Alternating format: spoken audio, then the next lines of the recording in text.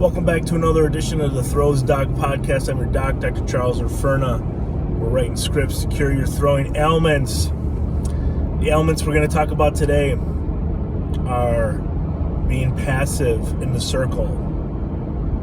This past weekend, had a great opportunity to head out to the Jesse Owens Classic at Ohio State.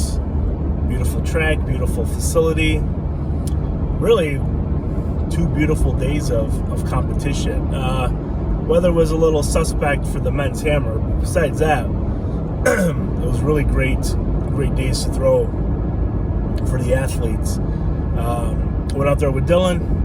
We didn't make the top 30 in the men's hammer.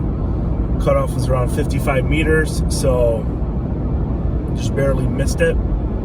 But we made the discus, and we threw on early Saturday morning with the intention, or at least I had the intention, of making the finals, top 9. And the reason why I want to talk about being passive today is because oftentimes, depending on where we are in the country, where you are in like training blocks, just where you are in general, could make a difference in what your expectations are per meet, right? So Dylan, I'd say arguably one of the best D3 discus throwers in the country, right? Top 10 right now, finished 4th last year.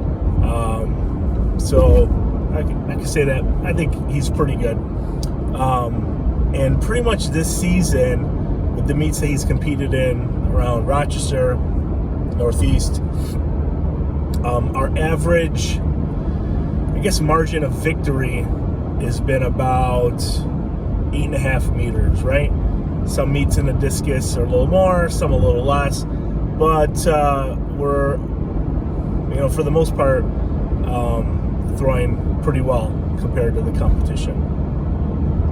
However, that's what I want to talk about today. However, when we get to a competition, or a thrower that's ranked nationally gets to a competition where they have to perform at their very best in order to make finals, and they don't, one thing that I see, Dylan and I talked a lot about it on the ride home, was being passive in rounds 1 and rounds 2 and expecting that a low to high or a mid to high 50 meter throw was going to make the finals and give us an opportunity to really come out and get more aggressive. And that wasn't the case. The fight at the finish, the aggressiveness through the middle of the circle just wasn't there. So we ended up missing the finals by 13 centimeters, which is actually about the same distance we missed the finals at nationals with. So what we talked about as a strategy moving forward, especially with this weekend coming up, is that we're going to be more aggressive through rounds 1, 2, and 3, and not wait for the finals to possibly hit a big mark. We're trying to get a mark early and then really go after it and be more aggressive through the middle and the finish in rounds 4, 5, and 6. And where we saw that, and I'm glad we stayed, was women's discus. Ohio State, a female thrower, Faith Bender, broke the Ohio State record, facility record, meet record. She threw 61.30, which is 200 feet 7 inches.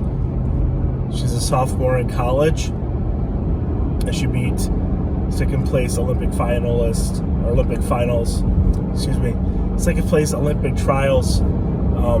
finisher Michaela Hazelwood. And Michaela was leading all the way through, hit a big mark of 59.40 in round 2. And that throw lasted until round 6, where Faith came in for her last throw, went 61.30. And shortly thereafter, about 30 seconds after that throw, Michaela went in for her 6th round throw. And what was unique about both Michaela and Faith was their aggressiveness through the early rounds. Faith came out gangbusters, 56, 56, 57 meters. Same thing with Michaela, followed one huge throw down the right sector. But they were going for it early, knowing that that other, 7 other athletes were going to have to throw well over 58 meters for them to not make the finals. So rather than be passive and maybe play it a little safer, they were all out right from the get-go.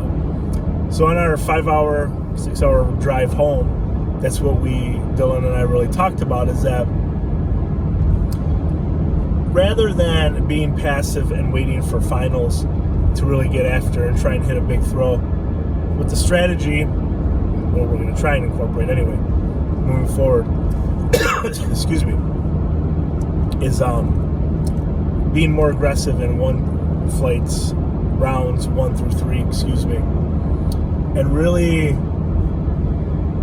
just trying to get after it early, right? Set a tone, set an expectation for the competition, and not wait and possibly run out of throws. And that was something that happened last year also when we had these bigger competitions, more important, shall we say. There was a little bit of passiveness in throwing, where there's a point where you can be too relaxed in the circle, right, where you're not really aroused enough to compete at a high level, where you're passive and a little bit more lethargic. And that's what the focus is going to be. I was talking to A.G. Kruger about it, and I asked him during the break between women's discus and men's shot put, and I said, hey, A.G., when you were competing and you were in these situations where the expectation was to win by like 15, 20 meters, I was like, how did you handle that? Like, what did you think about, or what did Judd talk to you about, what have you? And he shared, I'm going to paraphrase, is that when he would look at the seed marks for the competition, his expectation was to always throw 80 meters in the meet. So if he saw that there was somebody seated second at 63, 64, 65 meters, his goal was to beat them by 17, 16, or 15 meters. Like, that was his expectation. And that even though he would win the competition, he would still be frustrated with himself because he didn't best the second place finisher by whatever that distance was. And that's what he thought about leading up to the meet. And I thought that was really interesting, that even a 3-time Olympian would kind of play the throwing game and look at marks and seeds and build expectations off of that.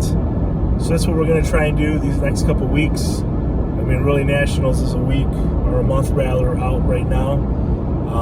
So the goal for this weekend at Fisher is to really come out very aggressively in the early rounds, try and hit a big mark, set a standard for the rest of the competition. Thank you very much for listening to this episode of the Throws Doc Podcast. I'm your Doc, Dr. Charles Inferna, and have a great day.